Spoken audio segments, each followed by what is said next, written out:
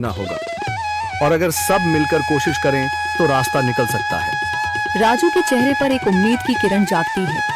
हाँ बाबा जी, अगर सब मिलकर काम करें तो हम पानी ढूंढ सकते हैं। हमने पहले कभी यह कोशिश ही नहीं की। लेकिन इतनी कठिन जमीन में नया कुआं खोदना आसान नहीं। मुश्किल जरूर है, नामुमकिन नहीं। अगर हम मिलकर काम करें तो ये हो सकता है। राजू खड़ा हो जाता है। उसकी आंखों में एक नई रोशनी है। तो फिर हम कल से काम शुरू करेंगे। मैं गांव के सभी युवाओं को इकट्ठा करूंगा। हम मिलकर नया कुआं खोदेंगे। यह कहते हुए वह शामू के साथ गांव के दूसरे युवाओं को बुलाने के लिए निकल पड़ता है।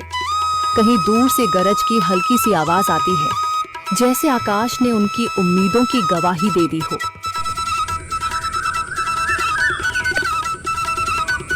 अगली सुबह राजू और शामू गांव के युवाओं को इकट्ठा करने निकल पड़े। चौधरी महेश की हवेली के सामने एक भीड़ जमा है। बाबा जी, संदरी, गांव के कुछ बुजुर्ग और किसान सभी मौजूद हैं। हम हाथ पर हाथ रखकर नहीं बैठ सकते। अगर अल्लाह ने हमें हिम्मत दी है तो हमें खुद पानी के लिए मेहनत करनी होगी। हम एक नया कुआं खोदेंगे। लेकिन राजू, क्या हमें यकीन है कि वहाँ पानी मिलेगा? बेटा, पानी जमीन के अंदर होता है, बस सही जगह खोदने की जरूरत है।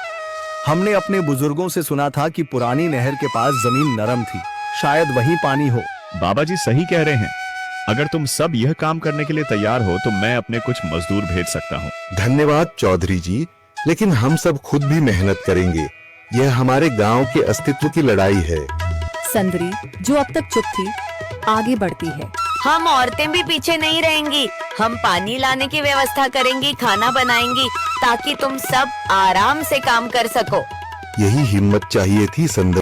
पूरा गांव एक नई उम्मीद के साथ कुआं खोदने की तैयारी में जुट जाता है। दूसरी ओर कुआं खोदने का काम शुरू हो चुका है। राजू, शामू और दूसरे युवा बेलचे चलाने लगते हैं। मिट्टी बाहर निकाली जाने लगती है। तेज गर्मी के बावजूद सब पूरी हिम्मत के साथ जुटे हुए हैं। दोपहर की तेज धूप जमीन आग की तरह तप रही है। गांव के लोग लगातार कुआं खोदने में जुटे हैं। हाथ छिलने लगे हैं, माथे से पसीना बह रहा है, मगर किसी ने हार नहीं मानी। महिलाएं पानी और सत्तू लेकर आती हैं ताकि पुरुषों को कुछ राहत मिले। हमें और गहराई तक जाना होगा। अब तक सिर्फ सूखी मिट्टी और पत्थर ही निकल रहे हैं। राजू, यह बहुत कठिन काम है। अगर हमें पानी न मिला। अल्लाह मेहनत करने वालों को कभी निराश नहीं करता बेटा। तुम सब अपनी कोशिश जारी रखो, पानी जरूर निकलेगा। हिम्मत मत हारो। अगर अब रुक गए तो फिर कभी पानी नहीं मिलेगा।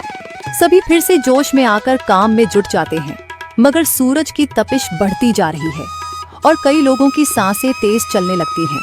तभी एक तरफ से रामलाल और उसके आदमी हंसते हुए आते हैं।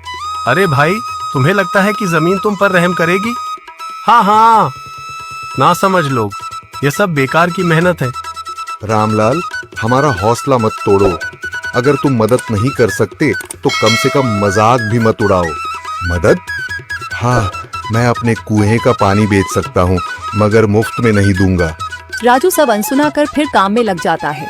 शाम होने लगती है, लेकिन अभी तक पानी का नामो निशान नहीं। कुछ लोग मायूस होकर पीछे हटने लगते हैं। राजू, शायद रामलाल सही कह रहा है। यह सब बेकार है। नहीं शामू, हमें हार नहीं माननी। अगर आज हार गए तो फिर कभी हिम्मत नहीं कर पाएंगे।